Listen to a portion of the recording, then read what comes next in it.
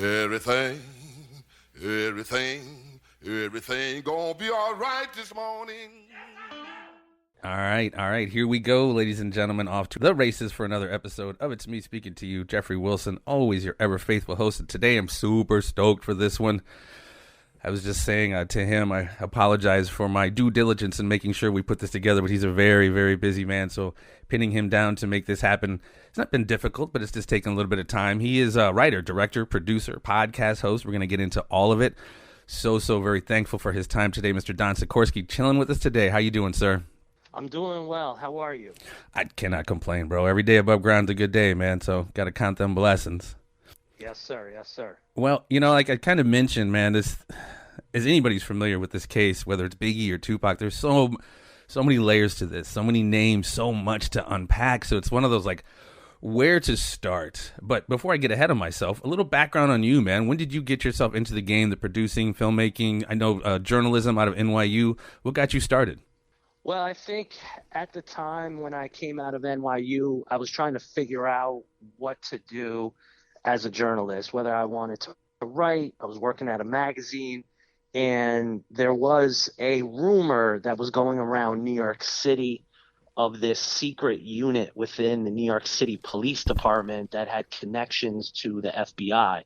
And at the time, they were calling it the Hip Hop Police. Yeah. So in an effort to tell that story, I went up, I bought a camera at the infamous B&H camera store in New York City, and I spent about 3 years telling that story, which basically, they're at that time, this is around 2000, early 2000s, the NYPD, the FBI, the United States Attorney's offices were sort of trying to make a connection between hip hop and the criminal underworld. Around that time is when Murder Inc. Records, which was owned by Irv Gotti, was indicted by the Eastern District.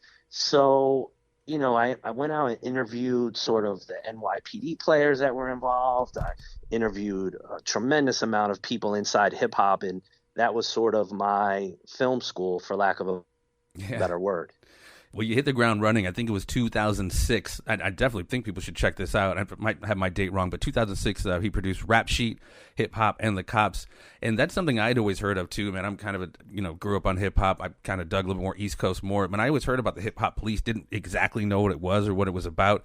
But, within that, I found it so almost disturbing. You come to the realization of this 500-page secret book, this dossier on just rappers from all over the country. Talk to me about that a little bit. Yeah, I was able to, someone within the Miami Police Department FedExed me the actual book, which I, funny enough, I still have, and within that book, it was a form of a surveillance book. So they had pages for Jay-Z, for 50 Cent, for pretty much anyone that was relevant at that time in hip hop. The book also contains, some notorious street figures, whether it was Kenneth Supreme McGriff or some of these other guys at the time that sort of, came out of 80s New York and in the crack era. And that book was what I used in the documentary.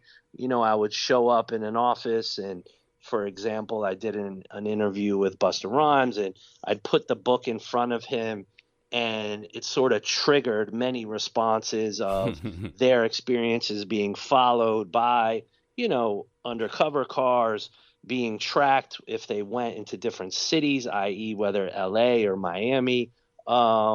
So I thought it was an interesting, story in a sense of a $1 billion business, with a spotlight within it around, some of also the violent incidents that had taken place, specifically a shootout at the time that happened outside of Hot 97, the popular radio station in New York City. That's the one involving Lil is Kim? Also coming. Was that the one involving Lil Kim? Yeah. And this is also, a heavily policed New York City in the Giuliani era. Bratton's flying around. The infamous NYPD chief, Ray Kelly. So these guys were very astute at creating sort of these units to address what they saw as some problems within the industry. When you mentioned Kenneth Supreme McGriff, he was rumored to have affiliation with Irv Gotti and the kind of legal troubles he was dealing with, was he not? Yeah, that's sort of what the case that the Eastern District tried to put forth in court was this connection to Supreme and a form of money laundering. Irv and his brother, in a rarity, actually beat the United States government at trial. And you could sort of make the case that case was more of a sexy headline in the New York Times and New York and Post and Daily News at that time for U.S. attorneys. Murder Inc. Records was a very successful entity and operation, and they sort of tried to connect Supreme to it in a way. I thought at the time it was very thin, and obviously he had some great lawyers who sort of came out of the 80s mafia trials that defended him, and they beat the case. Which is pretty unprecedented, because when the feds line up on you, they're not used to taking L's when it comes to... No. I mean, in the Eastern and Southern districts, I think their percentage of winning is in upwards of the high 80s to 90% of the time if you're indicted. Yeah, without a doubt. And I think it's important that as we move into this larger conversation of what went on with Big and LAPD, et cetera, I think it's interesting to have this kind of context about this is not a new thing necessarily, cops' involvement in investigating, surveilling hip-hop artists, et cetera. Yeah, and watching that documentary was kind of interesting to hear some of those cops and how they were rationalizing. Like, some of these guys hadn't done anything wrong, but they were just rationalizing, yeah, we're surveilling them, we have all this information on them. You just never know, kind of thing. It's almost like pre-crime kind of thought process, and like rationalizing why they're surveilling these people who haven't actually even done anything wrong yet. Yeah, that was the dichotomy at the time, was this idea that, I think some of the justification of it was this idea that they were there for protection, whether if it was, this was when 50 Cent was sort of driving around in a bulletproof Suburban, and, they would go to performances, concerts, the clubs, what have you. There was many people, not many, but there were investigators who sort of worked undercover. I spoke to one guy, a guy by the name of Bill Courtney, who was cross-deputized as, he was an NYPD guy, but he was sort of cross-deputized as a DEA and FBI agent, and that allowed him to create these sort of bigger criminal investigations within the industry. Well, and yeah, like I said, as we move forward into these conversations, whether it's Biggie or Pac, you got a lot of people wearing multiple hats, whether it's police, in addition to being undercover FBI or ATF or DEA. But yeah, man, it's pretty wild. But, one of the things that really, I started in this whole thing many, many moons ago, 2002, Nick Broomfield's Biggie and Tupac. That's where I first came across, like, Reggie Wright, really, Russell Poole, Big Gene Deal. This is the first time I ever really heard these names. And, the movie is awesome, man. City of Lies, you were executive producer. Brad Furman's the director, starring Johnny Depp as Russell Poole, Forest Whitaker. And so what was the bug that bit you? Obviously, you had a hankering for, these kind of cases, et cetera. What got you into the Biggie case and subsequently the movie? Yeah, so it was sort of funny enough, the timing of things was interesting. I was hired to produce a television show called Who Shot Tupac and Biggie, and that aired on the Fox network. And as the producer of that, what was interesting about my job is, at that time, the production company, prior to me doing that project, had been sued by a family. I think it was JonBenet Ramsey's family, So when I came on to do that project, they handed me basically two lawyers and an investigator where in hunting down information and people, I had sort of access to these investigators that could get me information. And I was reading these documents, and for me at that time, I have to be honest, I had already thought this story had been done in a way, you know? There was so many docs prior to that. There were so many books that were done. I kind of was tired of it. But in Yeah. those documents, I came across Phil Carson's name. And obviously, I saw that he was an FBI agent.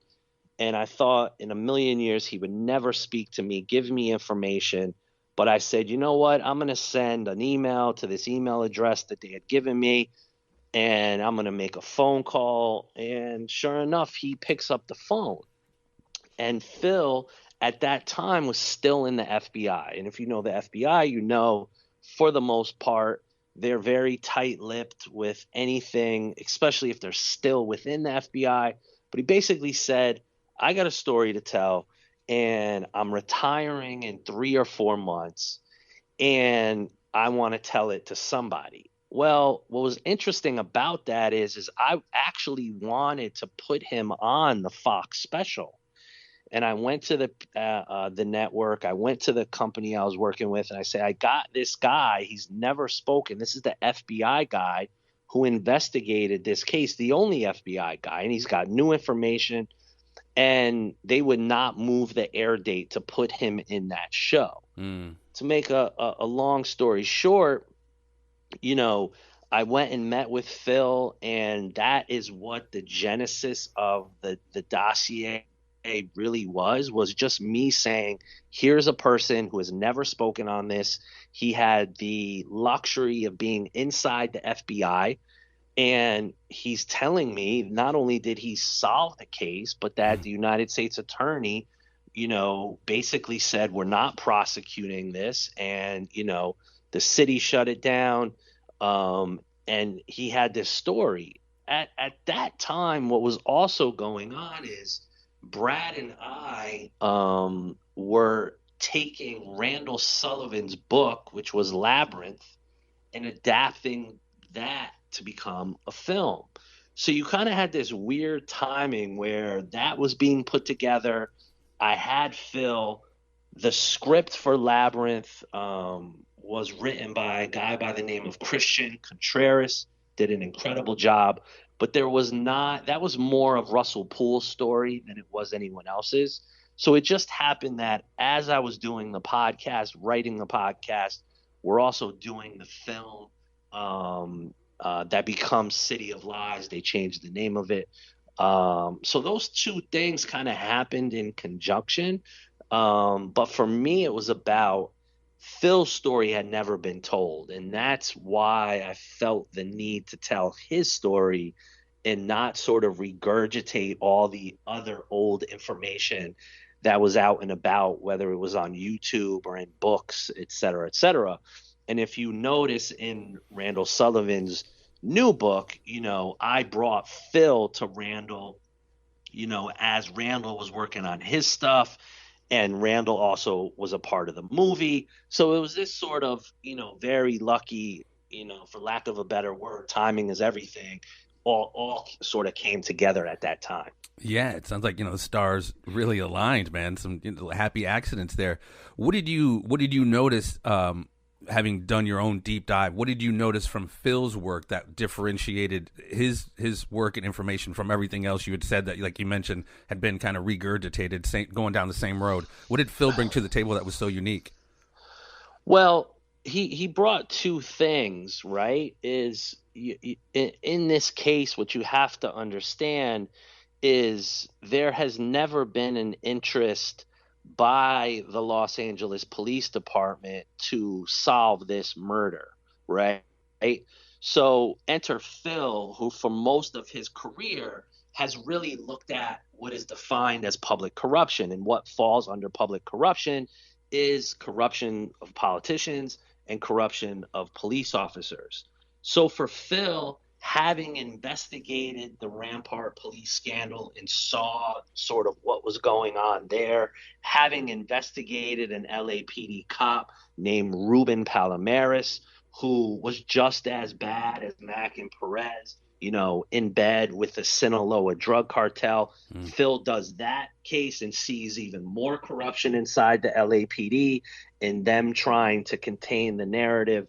So when Phil came to the table, what he's bringing is the tools of the FBI. And the tools of the FBI are vastly different than the tools of any police department that's a city police department, but secondarily, especially a police department that wants to contain and control a narrative, which is the murder of Big. And, he was able to do wiretaps. He was able to pull financial records. And what I started to realize about Phil Carson, and it took me some time to understand who he was, who he is, it was this idea that Phil will not say anything in a public manner if he does not know it's 100% true. Right. I didn't realize that as I started to work with him. A lot of times law enforcement people, they have an axe to grind, or they've been maligned at their job, they've had a bad exit. Here was Phil, highly decorated FBI career, highly respected. This was a guy who, if he said something, it was true. And he conducted himself publicly with what he revealed to me, with what was revealed in his investigation. I always knew, and I now know more than ever, that the things that Phil goes on the record with are completely true, and he would never in a million years fabricate anything, because one, he believes that this case will someday be solved and he'll might have to take the stand to testify. And secondarily to that's who he is at his core, and that's who he was throughout his whole career. Well, and he has no real, other than getting to the truth, he has no axe to grind. He's not, the city, Bernard Parks or the city of Los Angeles, who's already paid out tens of millions, if not more, in, corruption cases, whether it had to do with Kevin Gaines, whether it had to do with the Rampart and Mac and Perez. Like I said, Valletta Wallace's case, which was pushing upward, 500 million, pushing upward to $1 billion, would have completely broke the city. So obviously, LAPD has a huge motivation and reason to cover this up, whereas Phil has no real axe to grind, nothing to benefit from telling the truth. Yeah, and that's what I think separates him from a lot of people who have sort of taken the mythology of Big and Pac, and to this day continue to sort of distribute misinformation, or to distribute what I like to call sort of red herrings into the zeitgeist of all of this. Yeah. And that was another reason for the dossier, was sort of this idea of like, can we just like chill for a second and look at what exists from a factual standpoint, not hearsay, not some of the bullshit that has been put out there, just the facts. And how about this? Why don't we base those facts on actual documents that exist? Right. And so the combination of Phil and the combination of the documents that I had in my possession was me saying, well, don't take my word for it. Here are the documents. And that is the purpose of season 2, is I will be releasing all of the FBI, all of the civil trial documents, all of the documents that I've compiled over the course of the last 5 years to the public, to other journalists, so that they can read them themselves. I'm not here going on the record with, my philosophical leanings about what happened. I'm saying, well, here's a document that says this. Here's a document that says that. And these documents were given to me by Sergio Robledo. These are documents that I've acquired in different, ways from people off the record who decided to you know, give me these documents so I could report on them. So that's what I was really trying to do, and will continue to do in season 2, as it comes up to be released in late October, is just kind of stick to the facts in a time where a lot of this shit is just getting lost. And super convoluted, like you said, with all the, whether it's Greg Kading. I mean, there's just so many people who's just spitting nonsense as it relates to this. And obviously 20 years, however many years later, shit can get easily convoluted. And again, like I said in the beginning, there's so many layers to this, so many names. You throw out a name right here, Sergio Robledo, former LAPD cop hired by Valetta Wallace. Who's Sergio Robledo and his role in all of this? Yeah, I mean, Sergio, he passed recently. And he was an incredible man. Here's a guy who gives his life to the LAPD. He is, arguably one of the best homicide investigators inside the LAPD. South Bureau homicide, which is one of the busier, units within the LAPD. And, for Sergio, he was an interesting character to me because, again, here is a guy, he doesn't really have an axe to grind. And he would always say these things to me, listen, Don, not everyone within the LAPD is corrupt, but there was obviously a miscarriage of justice here that they should correct, and they're not. And here's what I know, and Sergio also was a guy who, again, if you want to talk about knowledge, he did a forensic financial investigation into death row. He, interviewed probably more sources of information than the LAPD investigators who were supposed to do that. Wow. He did his own investigation. And what I really like to try and tell people, if you want to really look at the dance card and the scorecard of this case, you start with Russell Poole, who does his investigation. Phil Carson does his investigation after that via the FBI. Sergio does it for Valetta Wallace and Perry Sanders. And then another person, Richard Valdemar, who was a gang investigator for the sheriff's office. Those 4 people who are highly decorated come to the same conclusion. Yeah. And basically put forth the same narrative. Now, the only person on the other side of that is Mr. Kading. And I don't even know what Reggie Wright even believes anymore, because he's lied so many times. I can't keep it straight. People send me stuff that he says. It's like one day he says one thing, one day he says another. He's just saying stuff so people possibly maybe listen to him on YouTube. And I don't have a problem with Reggie. I find him immensely fascinating and actually fun that he's made a career out of basically saying whatever he wants from week to week, and people listen to it. Well, it sounds like he pretty much doubles down on the Katie narrative as it relates to especially Biggie. It was Poochie. It wasn't Amir. It wasn't Harry Bill. Anything to insulate the LAPD, which obviously he was a part of. His father was a huge part of us being, the gang unit in Compton. But yeah, I mean, he vacillates a lot, but ultimately he still does anything to stay away from the LAPD's involvement. Yeah, which I don't even understand. Why? I really, at this point, I'm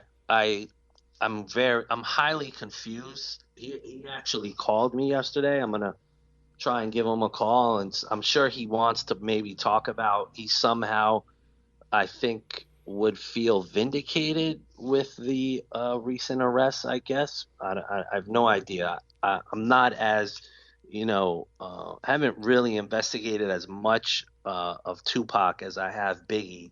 But I'm sure he probably is doing some form of victory lap, with the arrest of Keefe D for some reason. Well, possibly, and we're going to get into a little bit of that later. But, as City of Lies, man, as that started out, that movie starts out, some of the players obviously enter that first opening scene. You got Kevin Gaines and you got Frank Liga. Kevin Gaines, LAPD police officer. And this is, I don't know, a few weeks after Biggie's killed. I don't know whether it was organic or what the deal was, but Frank Liga and Kevin Gaines have a face-off, road rage incident, and Kevin Gaines wound up getting shot by Frank Liga. Enter Russell Poole investigating that, and he finds out that the vehicle that Kevin Gaines is driving, the Green Montero, is registered to, I believe, either Sharitha Knight or Death Row Records, one of the two, and then thus Russell tumbling down the rabbit hole and finding out, these cops are doing security for Death Row, and the rabbit hole goes pretty deep as he finds out. Yeah, Kevin Gaines, another interesting character, pops up in the sort of the same world and orbit as Mac and Perez and all of these guys.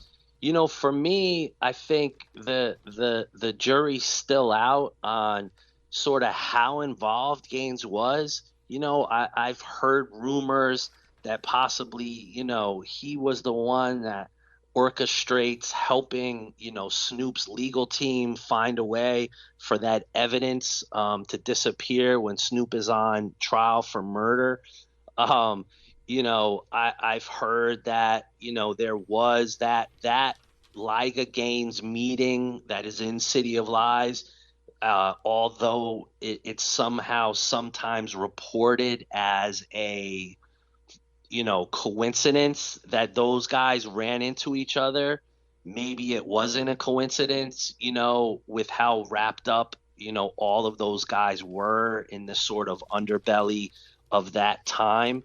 But really, really fast. I mean, listen, the Liga Gaines story almost deserves its own documentary. Yeah, I agree. If you start to go into what happens to Liga, in his, Board of Rights hearings, what happens to Gaines. I think Gaines's family goes on to sue the LAPD. There's a lot there. It might be worth at some point, going back and looking at that particular incident as a bigger narrative, but all really fascinating. Well, that shooting took place March 18th, 1997, like, again, a week and a half maybe after Biggie was killed. And no, you're absolutely right. And that's why I was wondering if it was organic with Liga, because Gaines had a $25 million, Johnny Cochran had filed a $25 million lawsuit for the family against the LAPD. I'm not sure if that was wrongful death or violation of civil rights or something like that. But again, that was another big financial hit that the LAPD was going to take. So that's why I was wondering about the Liga Gaines thing. Was he just had become a nuisance and had to get rid of him type thing? So, I mean, obviously, I'm not sure about that one, but I believe you're right. That's a whole nother story in and of itself. Yeah, it's really fast. Like, just again, just really, really, again, another layer of this story that you really can't, make up, and it's built for Hollywood. Yeah, totally. And again, listen, who knows what Gaines and some of those guys were also doing during the Rampart years, Yeah. I don't think it's been fully, unpacked of how deep their crimes, really were. Again, another story that I know, another document, one of the big time documentary filmmakers, I believe, is working on for Netflix right now.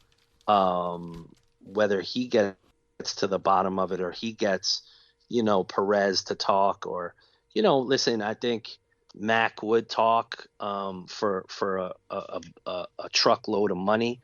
What he would ultimately say, who knows?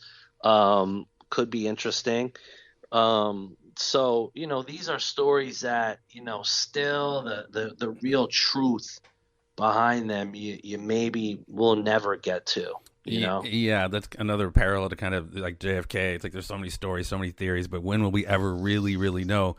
And going back to, the dirt those guys were doing, your David Max, your Rafael Perez, Rafael Perez winds up going and stealing, I think it was 6 pounds of cocaine out of the evidence locker from Liga's investigations. I don't know if that was like retribution for him killing his boy or what, but, again, part of the financial thing of why I think the LAPD wanted to keep a lid on all this LAPD related to Biggie, because, through that Rampart business, the LAPD had to pay out, I think it was like $125 million to, reversing cases and all this stuff because of what Rafael was doing. And I don't know if you heard or believe, but, Rafael Perez is supposedly the basis of Alonzo, the character in Training Day. Yeah, it's it's interesting. I forget who I was speaking to recently who said the same thing. I think what I've always been told is although they say it's Perez, really who everyone was afraid of was Mac. Not saying that Perez, was not an evil character, but from what I've been told, and Phil Carson, I think even speaks about it. Mac was the real deal, um, and definitely instilled fear in people. And again, if you really want to get to the heart of it, it's like, Perez admits to crimes in Rampart, and when they go to investigate some of those crimes, a lot of what he says doesn't add up. It doesn't sort of connect. So who knows what his narrative, his public narrative versus what they actually did. Yeah. They like to talk a lot of smack. But David Mack, I mean, he is an interesting character, man. He was brought in, recruited to the police department by Bernard Parks. I mean, there's pictures of Mack and Perez. And, what are your thoughts on that? Just that part alone, how Parks brought Mack in. Not that that means necessarily any dirt was done, but another reason to kind of cover it up because, like, Parks, man, this guy's doing all this dirt. You brought him in. What are your thoughts on that affiliation and the fact that Parks recruited him? Yeah. I mean, the Bernard Parks, again, a very sophisticated operator.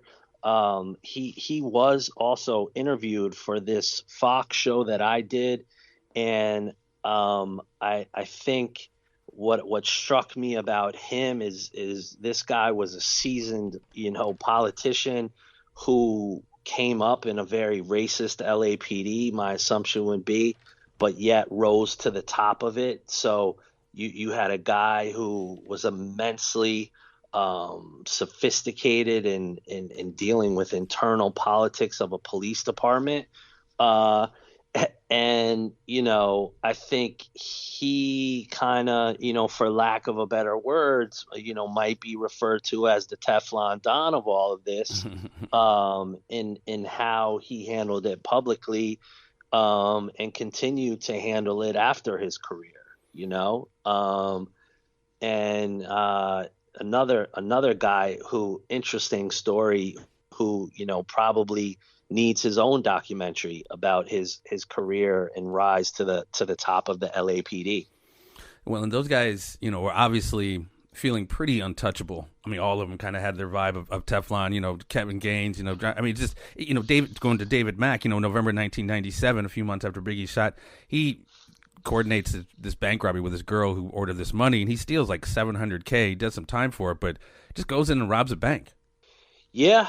I mean, takeover style, the infamous Michael Mann, movie Heat, yeah, absolutely, sort of in that style with ski masks. And, the one thing that a few people have said, and, I can't, obviously I don't have the documentation, but the idea that he robbed the bank in order to pay Amir, because, Suge did not pay the money, under this idea that he wanted to kill Puffy and not Big, I'm not sure if that's just, more, urban myth than it possibly is the truth.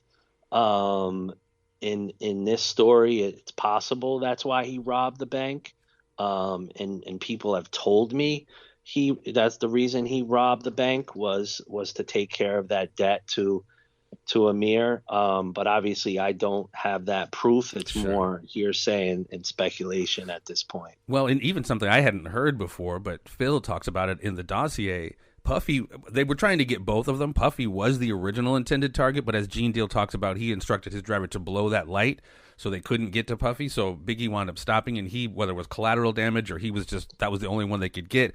But I find it interesting that Puff was supposedly the original target that night. Yeah, and sort of makes sense in the narrative. And, it's obvious they had some form of surveillance set up in order to determine who was in what car. or not, right? In those situations, tensions are high. You can only imagine someone setting out to kill someone, and who knows if what car they were targeting, but that is something that Phil said. Um, that Puffy was the target that came from one of his confidential informants or confidential sources. And that tracks in terms of a narrative. When it's interesting too, because obviously there's so much speculation. Biggie was leaving Bad Boy, and so it could be if everybody's heard a lot of these artists are worth more dead than alive. So I mean, I think that kind of I found that interesting because at first I was just like, oh, Biggie's leaving. I could see them taking care of Big to like worth more dead than alive. But it was interesting to hear that Puffy was possibly the original target. But something you had mentioned, people were coordinating with radios, whether it was Rafael Perez, David Mack. Was Biggie and Sean and all those guys, were they under surveillance by, it sounds like the ATF, DEA, or FBI, or at least one of those three, the night that happened? Well, the surveillance came from an actual investigation that was out of New York. There was a detective whose name was Bill Oldham or William Oldham. And from what I've been told or what I've seen in terms of documents, it was some form of a narcotics or gun investigation.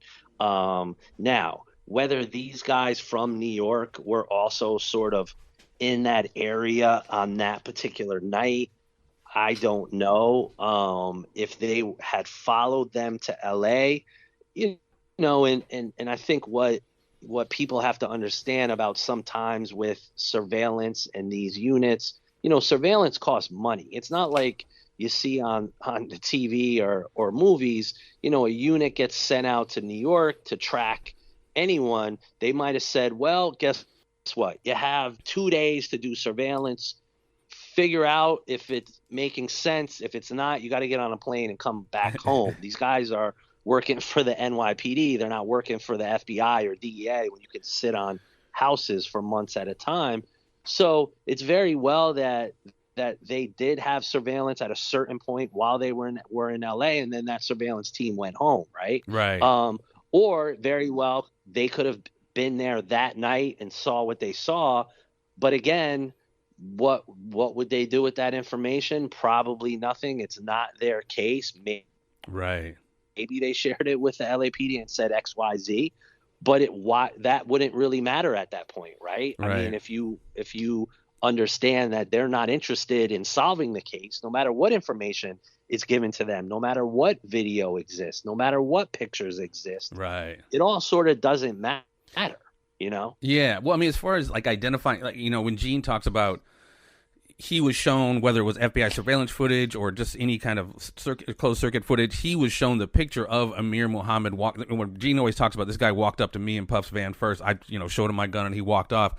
Gene was shown that picture of Amir Muhammad, blurred out or whatever, and I didn't know where that came from. I didn't know if that came from FBI footage or just. Well, I think you have to, inside the FBI files, there also is screen grabs of surveillance video that night. And the answer to this is very, very simple. If you've been to the Peterson Automotive Museum, or if you were there on that night of the party, or any night for that matter, it's an automotive museum. They have millions and millions of dollars worth of automobiles inside of the building. So you would have to protect that merchandise, but probably a certain amount of surveillance cameras that were on the inside and the outside of the building. So it's my contention, having seen screen grabs, yes, that there was surveillance video on the inside of the where the valet area was. Mm-hmm. And it's quite possible there was cameras pointed, out onto the street, and that exists.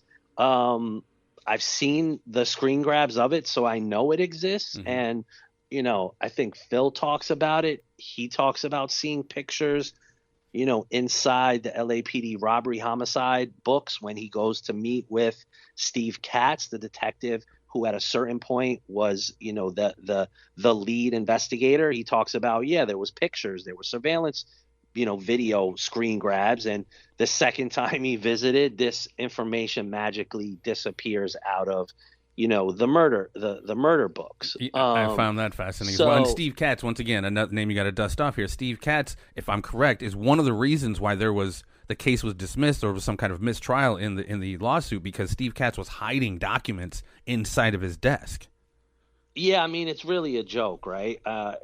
You have a guy who is in robbery homicide, tasked with, or is one of the, investigators, and he is hiding files inside of his desk during the civil trial. He's hiding files that really should have been discovery for the Wallace family in their civil suit against the city of Los Angeles. Yet they're locked in this secret cabinet.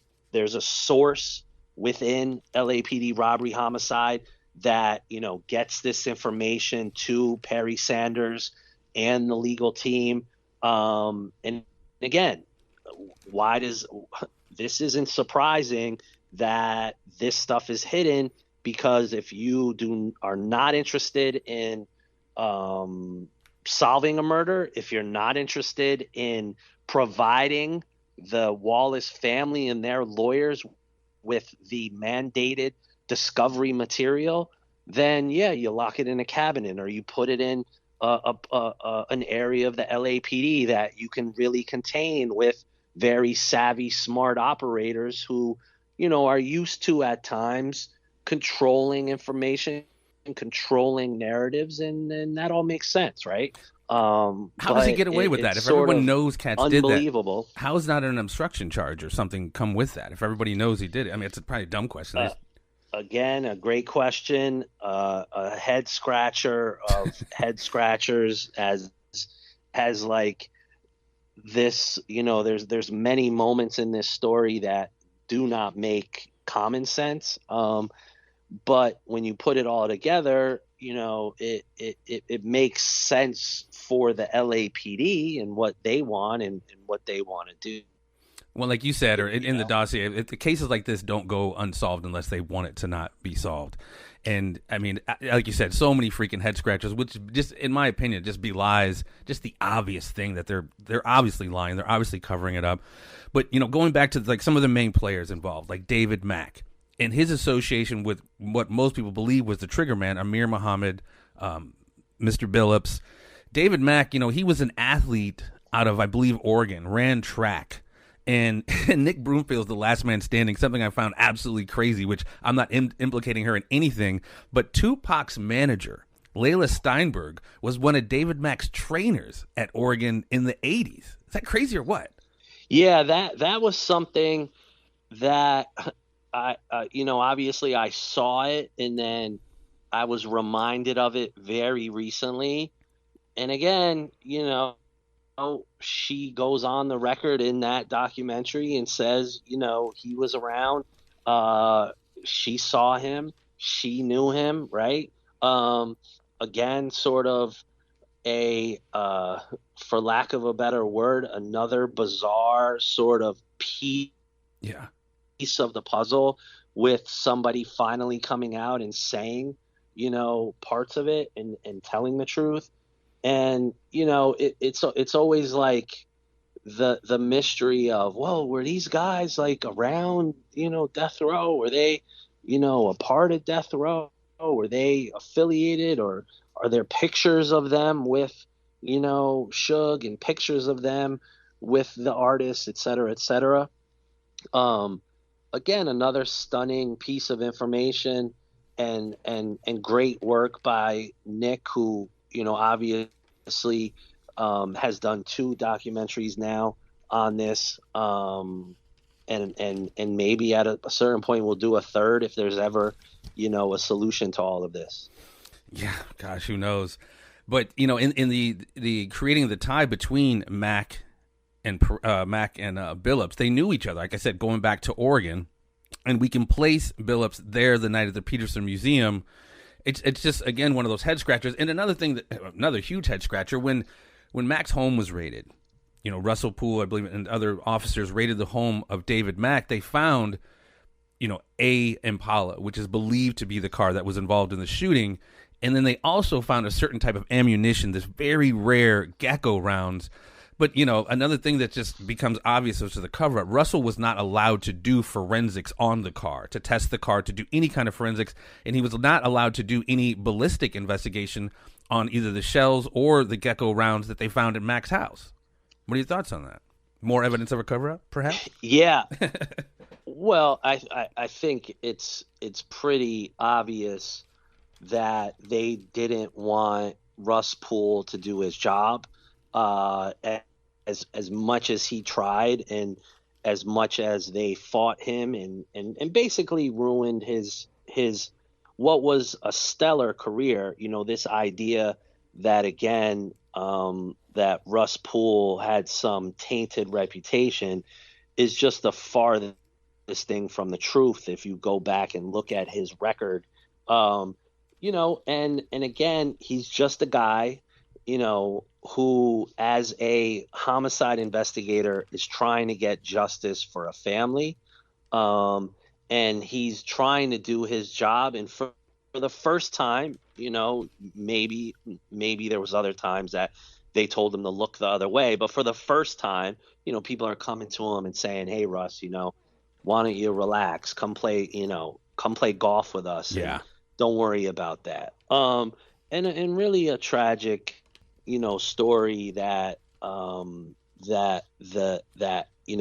some people have painted him as this sort of, down and out, down on his luck, investigator, where throughout 98% of his career, he was a decorated cop, and a hero. Yeah, that's what I'm saying. You don't get to the upper levels, upper echelon of robbery, homicide in Los Angeles Department for almost 20 years if you're some kind of nutty gumshoe. How they painted him. He was the man up until the point where he wasn't, until he's, like you said, started putting a mirror up to those guys' face and showing them who they were. And it's such a heartbreaking story, man. When I remember years ago when I heard that he passed, it was because I was just a big fan of his work, and I think he was pretty spot on. And to hear what happened to him, it's just very, very unfortunate, man. I'm going to throw out a few names at you, man, that just have popped up during this whole thing. What are your thoughts? Another person I ran into in Nick Broomfield's documentary, I found him pretty fascinating, and apparently he was double dipping, working at the LAPD in addition to being undercover FBI. Kevin Hackey. What are your thoughts on him and his information on these cases? Remember, Tupac, obviously not Tupac, but he talks about Tupac too, but Biggie as well. Is he reliable? You're saying Kevin Hackey? Yeah. Is he reliable, or it's? Well, it's pretty. Here's what I'll say about Hackey, and I'll base what I say about Hackey from Sergio Robledo. Is Sergio used to laugh and say, there's been this picture painted of Kevin Hackey as, this guy who's crazy, or he's not telling the truth, blah, blah, blah, blah, blah. Yet Kevin Hackey's security company that he, built from the ground up himself, he got bought out for like $30 million or some crazy high number. So he obviously was doing something right in his life. Again, I don't see the axe to grind with Kevin Hackey of why he makes up a story for what. Again, here's a guy who goes into business. He seemingly, now I heard, is on a boat somewhere. At that time was just telling the truth and kind of was on the inside of all of this. And obviously spoke to, a number of law enforcement agencies about it. So Sergio always thought that Kevin Hackey was above board, and, I would take Sergio's word over almost anybody, pretty much everyone, because of what his knowledge was. Well, and is it, it's what he said about the Tupac case, but I was just wondering, how credible you thought he was, because he was saying, as far as these guys, record companies, put both Pac, Biggie, Bad Boy, and Death Row, he was saying Death Row in Vegas was under surveillance as well, and there was a car of FBI, like 3 or 4 cars behind Pac and Suge when that shooting happened. So I didn't know. It's hard to, like you said, it's hard to take so many people at their word. You just never know who has an axe to grind or who's full of shit, really. Yeah, whether the FBI was following, Suge, I know for a fact at a certain point they were following him, um, and that was something I think that was discussed um, on the Reggie Wright episode, and in the dossier. Now, whether they were again particular night, it's not the movies and television where if you're under surveillance, they're just there with you 24 hours a day. Right. People have schedules just like regular people who work, right? Cops maybe work 12 hours or 10 hours and then they go home, right? So it's very well there could have been. I don't know that for a fact.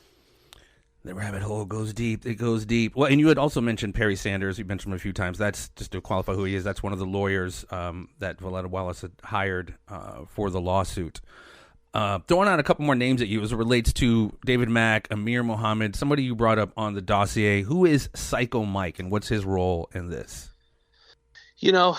Psycho Mike was actually an informant that I know Richard Valdemar, who was a top-level gang investigator for the L.A. County Sheriff's Office. He used Psycho Mike for a number of high-level drug gang investigations, and Psycho Mike was a trusted source with Valdemar, and Psycho Mike then became a source of Phil Carson. Psycho Mike was in that world. He was in the world that Amir Muhammad, circulated in. He was in the world of Compton and South Central and the sort of criminal underbelly at that time. If you really want to understand who Psycho Mike was in his role, I would encourage people to go back to the dossier and listen to Valdemar's episode. I forget what episode number it is, but I do speak to Richard Valdemar about Psycho Mike. And, Mike was a very reliable individual.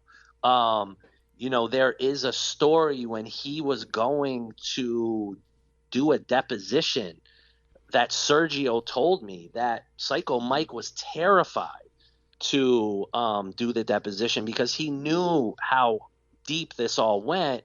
And there's like this incredible story of him, like they have him like in a hotel and they're going to do the deposition, and Psycho Mike kind of like leaves the hotel and they can't find him. It's an incredible story, but he really was a gangster, and he sort of became a source for law enforcement, and a very credible one at that, because if you know anything about Valdemar did some heavy gang and drug investigations. Nickerson Gardens, one of the heavy places in LA for gangs, and just gangs in general in South Central, right? One of the epicenters.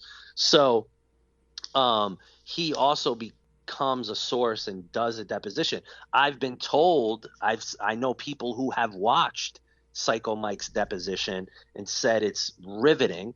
I believe, and I know I'm probably not misremembering, but I believe Sergio showed a few of my sources the actual deposition that Psycho Mike did. It was pretty incredible. And wasn't there, I think Phil or somebody mentioned in the dossier, a Psycho Mike going to Amir Muhammad's house and them having a conversation on the doorstep there? Yeah, that's when he had, Psycho Mike wired up. And Phil tells that story of sending Psycho Mike to meet Amir, and interaction that was had at his house. Obviously Phil trying to get Amir on tape, and there was some, for lack of a better word, recognition by Amir with Mike. But again, this is very heavy stuff that they were trying to do. And obviously, Amir being sophisticated enough, sort of started to avoid Psycho Mike. Well, I mean, as Phil said, if someone came to my doorstep and I had no fucking clue what they're talking about, I'd be like, I have no idea what you're talking about. That conversation would last 15 seconds. But it sounded like there was a dialogue, and granted, there wasn't any admission, but if you don't know this person from Adam, why is the conversation taking so long? I thought that was pretty telling. Yep.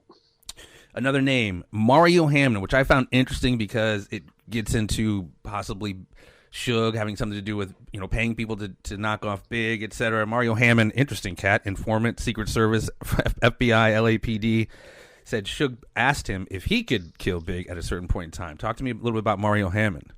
Yeah, another interesting character that I actually personally went and met with.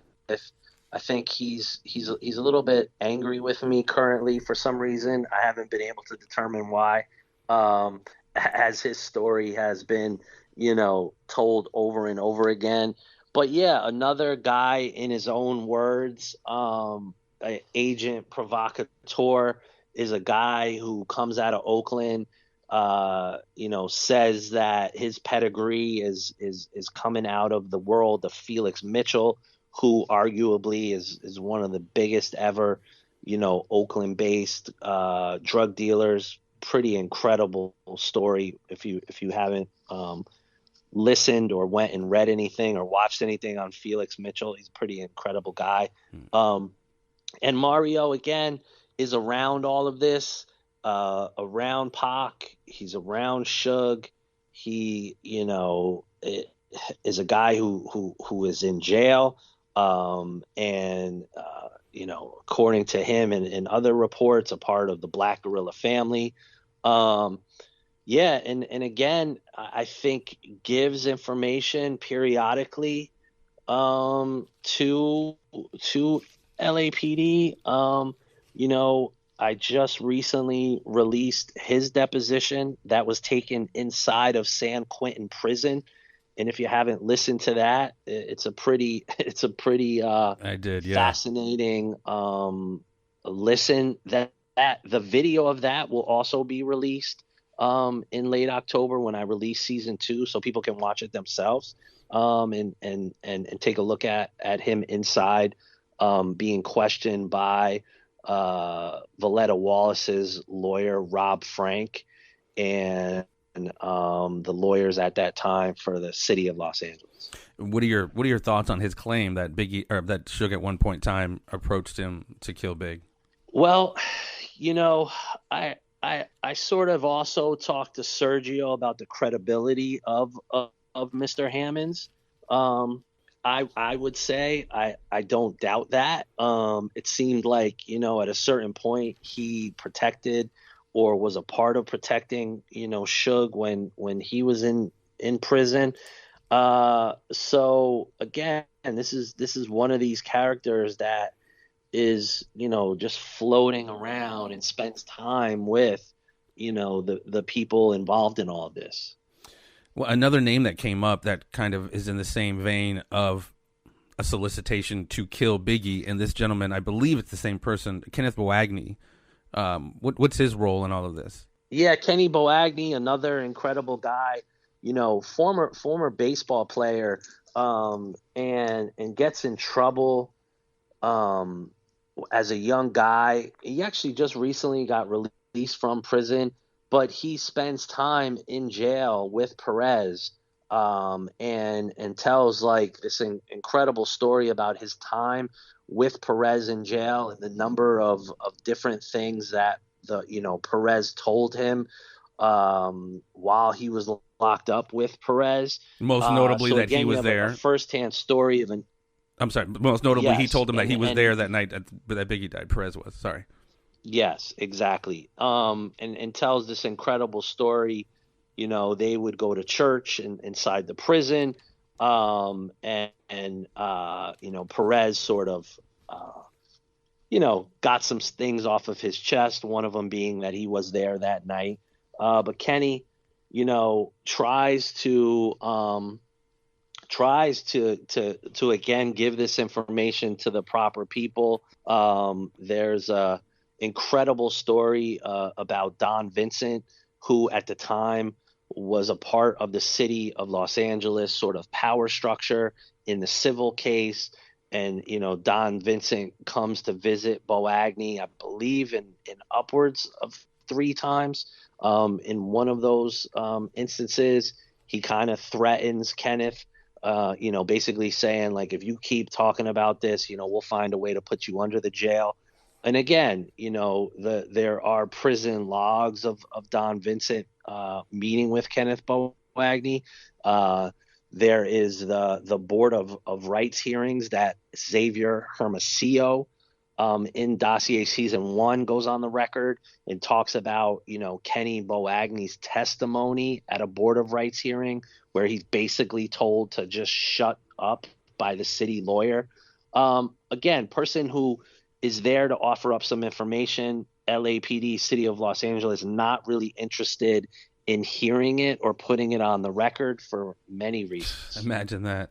Well, in what he had said to Perez, and what are your thoughts on the rumors of Perez not only being there that night, he apparently was in uniform that night, and I've heard or read or seen that he was attempting to obstruct the scene and either trying to remove or obfuscate or take some of the shells. I've actually seen crime scene photos of shells there, so he obviously didn't get all of them. Have you heard? What are your thoughts on that? Like Perez messing with the crime scene? The reporting is that he was there at a certain point on scene. There also is, paperwork or documentation inside of some of the files I have that, states that he's definitely on duty that night, and that he was at the scene. It's also been shared with me or reported with me that he possibly went to the morgue. I have never been able to verify that. But those other two interesting, elements of him actually being there is pretty fascinating. Well, yeah, between between Mac and Perez being there and just like supposedly the whole coordination. I mean, it's just next level, man. I don't know. It's wild. But before I let you slide, man, this is something that I found what Phil Carson talked about. And as much as, LAPD and everyone's trying to say like, no, nobody was there, nobody knows everybody and this and that, something Phil Carson brought up, which I think Reggie Wright had a live stream the other day, and I came home from work and I was listening to it, and I had to jump on there. I'm like, hey, Reggie, what about the internal affairs documents that places your boys at the scene of the crime? He's like, oh, no, that's a lie, that's bullshit, it's not real.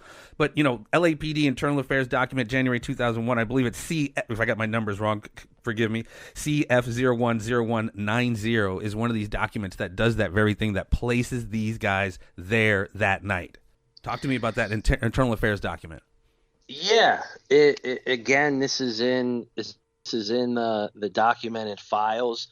I don't have the actual file because that actual file number is mentioned in the document. But I'm sure that particular internal affairs document is still within the LAPD. But within some of the document dump that I'll release in late October, that document will be in there. And again, what it just proves is the LAPD knew that these guys were involved, and went forth trying to do everything in their power to sort of control the narrative and control this idea that, hey, we can't really let this information out or there's going to be some issues. And how does this relate, if at all? July 1st, 2005 files were removed. These Mac files were removed by Sal Piscopo. Are these different files, or what files were removed by Sal? Well, Sal Piscopo is an interesting, individual because he worked inside of the risk management group of the LAPD. And obviously something called risk management, what that particular section of the LAPD would have been doing is that's where they, would look at various police misconduct and have to pay out settlements or money. Okay. Right. So I think what risk management was used is risk management was being used as a tool by the LAPD to sort of control the flow of documents and the flow of information. Okay. Anything that puts Mac and Perez at the scene, anything that connects them while they were on duty, puts the city liable. Yeah. Right. And that's the big danger here. So any persons, any documents, any reports or whatever that like puts Mac and Perez there that night would be fodder to be used inside of any civil proceedings by the Wallace family against the city of Los Angeles and the LAPD. It's my contention. Obviously, I've never spoken to Sal, but it's my contention a place like LAPD's risk management would have had very sophisticated operators that Bratton could control and could also control the flow of documents and information coming in and out of the LAPD. Got to protect him. Got to protect. So where is that lawsuit? I mean, like I mentioned, I don't want to use the wrong language as to like what happened to it. Was it a mistrial? Was it dismissed? Where is the suit at today? Well, I guess the last that I've heard is there's some form of legal nuance where I believe that the children now have to be the ones that refile the civil suit. If I'm being honest, the last I heard, there really was not a decision on whether they're going to refile. There was times I heard, that Perry Sanders was working on something to refile.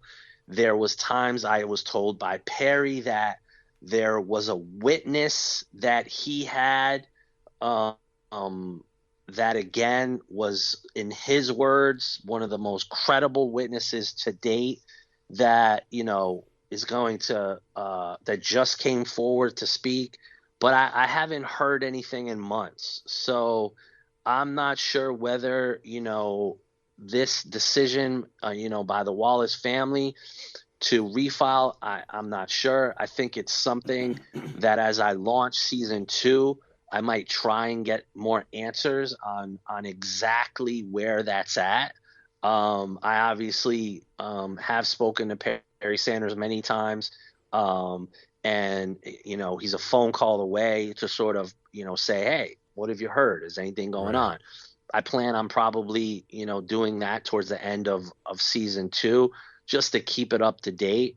And you start to wonder with this new news last week of an arrest in the Tupac, murder, whether this has any effect, on the family, or any effect on maybe an investigator in the FBI or in the LAPD to somehow get a conscience here and maybe, relook at this stuff. Well, you hear a lot of people, since that arrest of Keefe D, a lot of people are like, oh, they solved, quote unquote, solved Pac. Are we going to do the same thing for Big? So I hope that does create, some momentum towards Big. But listening to your conversation with Randall Sullivan, who was the author of Labyrinth, had mentioned, the serious uphill battle to refile because of all the legal nuances. So, I mean, I hope something does happen, whether through Valletta or through the children. It would be good to see. Yeah, that's the hope, and you think at a certain point the LAPD might want this off their books, Yeah. I mean, just to get out from underneath even the potential of the kind of lawsuit. I mean, I know it's been a long time since they paid out the $145 million and this and that, but yeah, I mean, $500 million to $500 million, whatever year it is. I mean, if you could put your stamp on it, bro, with all the work you've done, and put a definitive stamp. What are your thoughts? What happened the night Biggie was shot? In your humble opinion. Well, I think it's obvious that there was a form of a conspiracy that, Mac, Perez, Amir were either there or in the area. Whether Gaines was there, I've been told it's possible. I don't know. And, I have to sort of lean on Phil here and what he determined through his investigation. I think there is information that is with Phil that he still has not released, that maybe one day he will. Whether that is, the for lack of a better word, the financial trail of who got paid what and when. So, it's obvious that, these LAPD players were involved in enough way that the LAPD had to control the narrative and make sure that this case remains unsolved for very many hundreds of millions of dollars of settlement payment they would had to have paid the Wallace family. Yeah. And with Amir Muhammad being the triggerman. No, he's just a mortgage broker, Don. Come on, he's just a mortgage broker. That's what he always says. Like, I don't know what you got to come at me for. I'm just a mortgage. You can have a few different personalities, right? Yeah, no, without a doubt. Well, and something Greg Kading always talk about, and like, again, I co-host another show called The Conspiracy Farm, and we talk conspiracies, but a lot of people try to shut that shit down. It's like, man, there's no way somebody, something so big could be, somebody would talk. There's no way to keep secrets like this, which I think is such a bullshit, intellectually lazy way to kind of dismiss conspiracy theories, because especially like a Biggie case, all you need is like a Chief Parks to set the narrative, a DA to help control the narrative, and then somebody like a Chuck Phillips in the LA Times to maintain the narrative. That's all you really need to keep this shit going, and it seems to be working. Chuck Phillips, LA Times. Well, yeah, but I would also argue that there are people that have come forth and said this is the conspiracy, and or this actually happened. Phil being one of them. There's many others that have this information. So for me, I would think this isn't really a conspiracy theory. This is facts based on information that, to what I will stand by, that is hiding in plain sight, and it's there. There's even more of it. I've just been fortunate enough to be able to have all of these files, to be able to see it in black and white. I've explained the majority of it in Dossier Season 1. I'll continue to make sure I explain why these documents are important in Season 2. And, so for me, I don't really look at this as a conspiracy theory. You look at it like, well, this is what happened, and there's actual evidence to prove it. There's people that have said it, but yet now it's buried in lies and misinformation. Yes, the mis and disinformation is a huge part of sullying these waters, and calling things conspiracy theory is just a kind of throwaway line to kind of dismiss. Like you said, it's conspiracy, but it's conspiracy fact. But before I let you slide, you brought it up a couple times. There was a huge arrest. I know you haven't gone as deep into the Tupac thing. I just wanted to get your thoughts on it. First of all, I mean, I think Keefe D knows way the fuck more than what he's saying, and we'll see what he does say. A couple of things I found very, very interesting with that case. Frank Alexander in his documentary Before I Wake talked about how a couple of people from Death Row Security went to a lawyer's office in Las Vegas. I forget his name. And he was told, George Kalesis was his name, the attorney, told they couldn't carry weapons that night into the club. You get rid of security's weapons. That's pretty fucked up if you're, in charge of protecting people. And secondly, Michael Moore, Frank Alexander, rest in peace, and Michael Moore, rest in peace, said when he was getting into the car with Reggie that night, he heard on the Nextel chirp, "Got him," which, again, take that for wherever you want.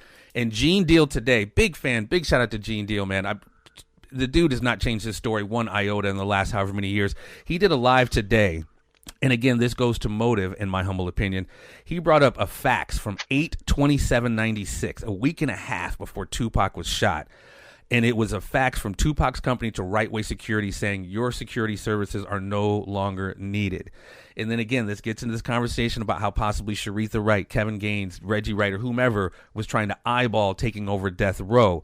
What are your thoughts on Keefe D's arrest and whatever limited understanding you have of the Tupac thing and any things I just mentioned as far as motive and people trying to take out Suge to take over Death Row, et cetera? Sure. Well, I guess what we will find out is a few things with his arrest. His narrative to this day, his narrative in the book that he wrote, his narrative on, DJ Vlad, all of these places that he's gone to, was that he was in the car and Orlando Anderson shot Pac, right? Right. Now, if that is what happened, if that's the story, then Keefe has been charged with murder. He hasn't been, he actually was charged with murder. So what that means is, the Vegas PD we'll say to him, well, is there information you would like to give us that maybe, could cut down some of this sentence? You know the drill that happens in these. Yeah. What I guess you would have to understand here is one of two things. Either Keefe is a fall guy for the Vegas PD and everyone else for that matter, or maybe there was a relationship between Keefe and Reggie, and this would be the opportunity if Keefe does not want to spend the rest of his life in jail to maybe tell that story, right? And who knows? I don't, again, I haven't looked that much into it, but obviously there is the sort of competing, theories of, well, was Orlando Anderson just angry and he got, beat up and they went and killed Pac? That's been one theory. And then the other theory, obviously, is way more sinister, and involves the characters you just pointed out. That remains to be seen. I think, either way, it's interesting. And, I feel the Vegas PD was just tired of having this on their books. And this is a way to, tie the bow on this and kind of not have people, questioning it. Call them every name in the book for not, solving this murder. They've decided to do it now, and we'll see what happens, right? As this plays out. Maybe Keefe decides to tell a different story. Again, with some of these guys, you kind of get to a point where shit, he could just make up a story at this point, right? Well, yeah. Well, and it's so, like I said, I think there was much more involved in both cases, but the fact that they throw it away with this gang shit, this street shit, Crip blood, retaliation, get back type shit, I think that's an easy way to kind of, it's just some street gang shit. But like I said, I think Keefe D knows way more than what he's saying, or we'll see. It's very possible, and I think maybe he hasn't had to use that information. Right, but that's his trump card. If he kind of sitting in jail after he's been free now for a very long time, maybe that now is the time to come up with an alternative theory. Well, I could see them also leaning into, because everybody's like, oh, Puff better, because everybody swears to God, Puff paid to kill Pac with this $1 million check from Von Zip or whatever the fuck it is. I mean, I could totally see them. I don't know. I don't know. Well, everyone's saying, Puff's right, giving every back his Puff giving every back his publishing. Yeah, the rumor that it's like connected. I just never thought, and again, I haven't looked into it as much as I've done my research and stuff with the big case. I just never. It just sounded so crazy to me. Yeah. That theory, But listen, fuck, we live in a time now, right? Crazy shit happens. To be stranger than fiction. So without a doubt. Knows? Without a doubt. Well, and it was interesting because Gene Deal said, God, I had this written down somewhere.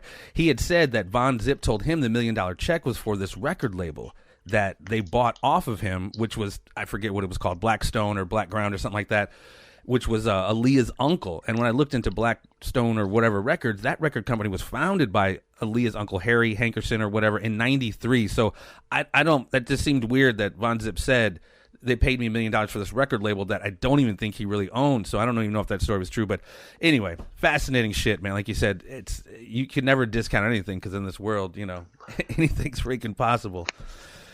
Yeah. Don, I thank you so much for your time, brother. And wow, I'm just really stoked that you took the time to chop it up with me. And I hope I didn't hit everybody with too much information, but like I said, this is such a dense conversation, and I'm really, really looking forward to season 2 of the Dossier coming out. I also strongly suggest you check out season 1 as well as City of Lies. Shout out any social networking. Where can we follow what you're up to, brother? Just criminalmindedmedia.com is where all the information will be for season 2 of the Dossier, and I'm sort of pointing people there. www.criminalmindedmedia.com, and obviously if you go to Apple or Spotify or wherever you listen to podcasts, type in the Dossier. Season 1 is up there. Listen, there's also a bonus season up there of the story of James Rosemond or Jimmy Henchman that is definitely worth a listen, and his cases and fight against the Southern and Eastern districts in New York. So, and season 2 will be up shortly around October 22nd. So more interesting looks at not only Biggie but also Tupac. Very, very cool, man. I thank you so much, man. Keep crushing it. Don Sikorski has been joining us, ladies and gentlemen. I hope you guys enjoyed it. Peace and so much love. Stay tuned. There'll always be more.